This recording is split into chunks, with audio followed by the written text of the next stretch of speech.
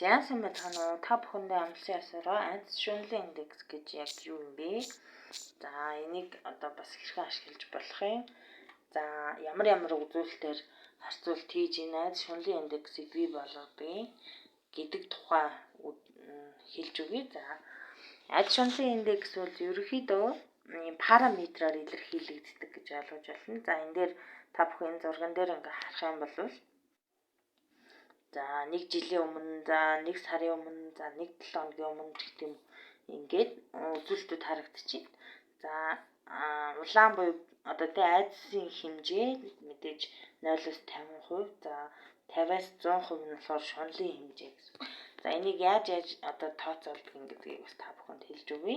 Айдас шунлын индекс гэж юу вэ? За ер нь бол энэ нь хөрөнгө оруулагчид хөрөнгийн зах зээл дээр хит өсөх хандлагатай эсвэл уналттай байгаа эсэхийг тодорхойлоход ашигладаг. За индекс буюу хит айдас, за 100% буюу хит шуналтай гэж одоо тоо үзүүлэлтээр параметрийн аргаар зааж өгдөг эсэхийг хэлж байгаа. За хөрөнгө оруулагчид айж эмэх үедээ өөрийн одоо өөртөө байгаа дижитал өрөнгөө зараад хувьцааны үнийг буюу эсвэл магадгүй биткойны үнийг, этериумын үнийг ч юм уу одоо өөрийнхөө авсан үнээс доогуур түвшинд хүргэж буюу уналтыг бий болгох боломжтой байдаг. За тэгэхээр үүнтэй холбоотойгоор хөрөнгө оруулагчид шуналтай байхад эсэргээрээ одоо тренд өөрчлөгдөх боломжтой байдаг. Тиймээс одоо айдас шунлын индексийн хувьд бол айдас нь худалдан авах, за шунлыг худалдах үзүүлэлт гэж үздэг. Тэгэхээр саяны параметраар та бүхэн хараад айдас ихтэй, зах зээл айдастай байна гэж үзвэл та худалдаа авах хэрэгтэй байна. Зах зээл шуналтай буюу өсөх хандлагатай гэж гарах юм бол та худалдах одоо тэ зорилготой байх юм бол илүү оновчтой байх магадлалтай гэсэн. За гэхдээ нөгөө 100% юм гэж юусоо байхгүй нь бол ямар нэгэн санхүүгийн зөвлөгөө биш гэдгийг та бүхэн бас ойлгох хэрэгтэй. За айдас шунлын үнэлгээг бол ерөөхдөө 0-аас 49, за 50, 51-ээс 100 гэж 3 ангилдаг байна. За ер нь 0-аас 49% бол ерөөхдөө зах зээл айдастай байгаа гэлтгэн. 50 бол яг төвийг сахисан буюу одоо яаж ч магадгүй ч гэдэг юм дээ. Яасан ч яах вэ гэдэг шиг. За 51-ээс одоо 100 хүртэлх бол зах зээлийн хүмүүс хэд их одоо өсөлт ирнэ гэдэг итгэл үнэмшил өндөртэй.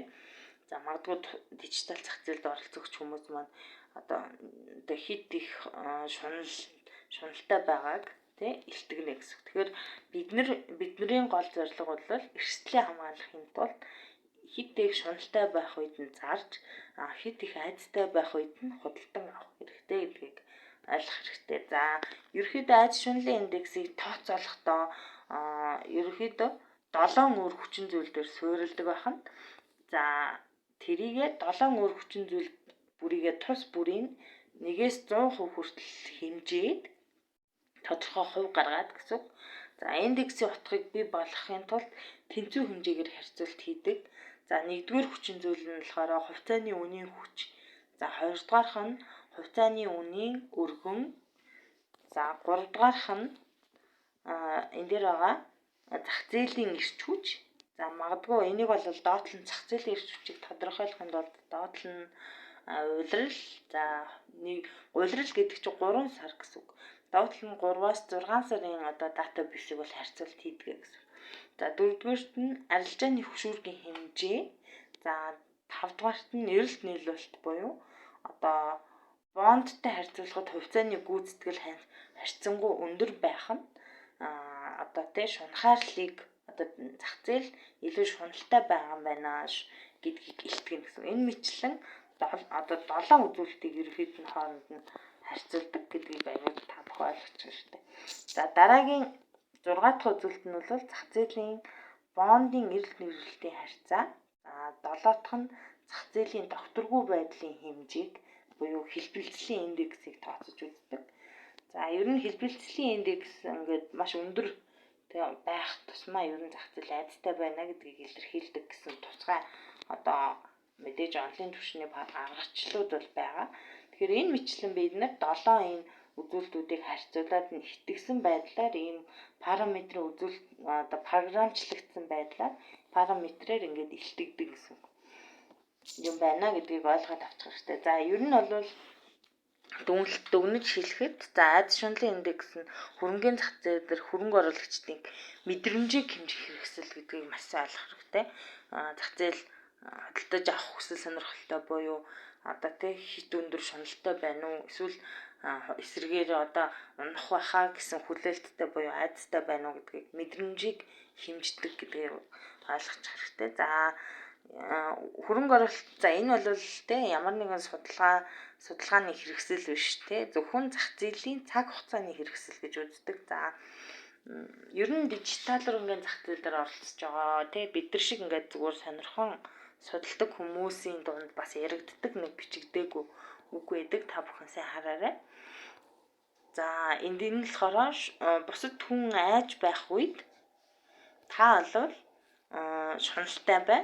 За бусад хүн шуналтай байх үед та бол айх буюу тий айж буюу болгоомжлох хэрэгтэй гэсэн ийм утгатай. Тэгэхээр айж шунлын индексийг яаж харах юм бэ гэхээр аппликейшн бас байгаа. За тухайн утсан дээр бас айж шунлын индексийн аппликейшнийг татаад байнга ингээ харж иж болно. 24 цагаар ингээд мэдээллүүд нь апдейт буюу шинжлэгдээд явж идэг.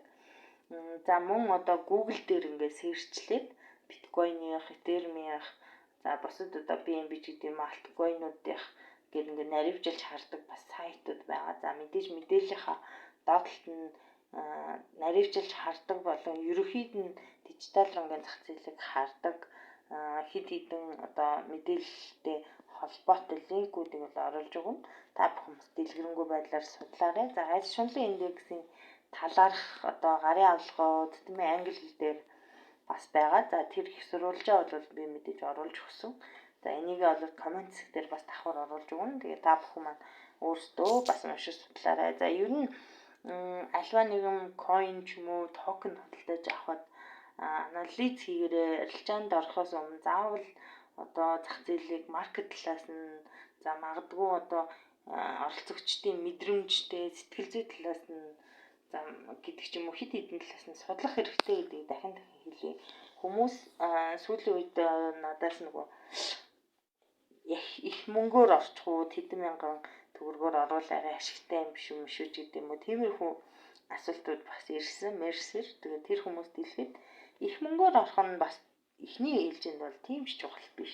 Хамгийн гол нь хаанаас би оновчтой мэдээлэл авах уу? Энэ мэдээллүүдийг олон талаас нь би яаж анализ хийх үү? Дундаас нь би яаж оновчтой байдлаар шийдвэр гаргах уу гэдэгтэл суралцах хэрэгтэй. Хэсэг хугацаанд ингэж явж байгаад өөрийн гэсэн мэдрэмж, өөрийн гэсэн арилжааны арга барил, өөрийн гэсэн арилжааны төлөвлөгөө, өөрийн гэсэн одоо их сурвалж тийм ээ.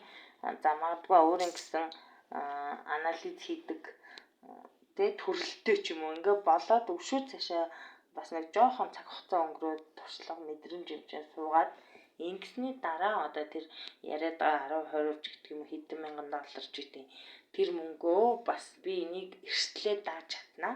Энэ мөнгө алга болсон ч одоо миний амьдралд ямар ч нөлөө байхгүй, надад дарамт учруулахгүй, би өрөнд орохгүй, одоо миний амьдралд доголдуулах хэмжээний асуудал үүсэхгүй гэдэг шийдвэрээ бодож үзээд гаргасныхаа дараа энэ арилжаа гэдэг юмыг оролдож үзээрэй гэж дахин хэлье.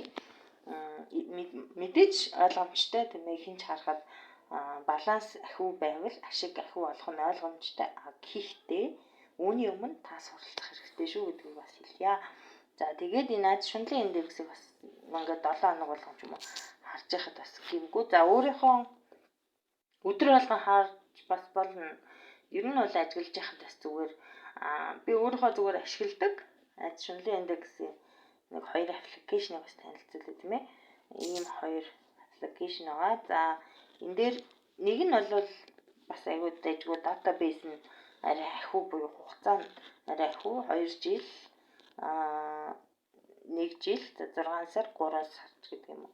Тэгэхээр нөгөө өмнөх одоо айдас нь ямар байсан шуналтай байсан юм уу ямар байсан гэдэг юугаа ингээд графикаараа бас харьцуулаад ингээд анализ хийгээд явах боломжтой аюул дэжгүй. Нэг нь болохоор зүгээр яг өнөө маргааштай ч юм уу өдөр болгоныхоо апдейт хийдэг ийм 2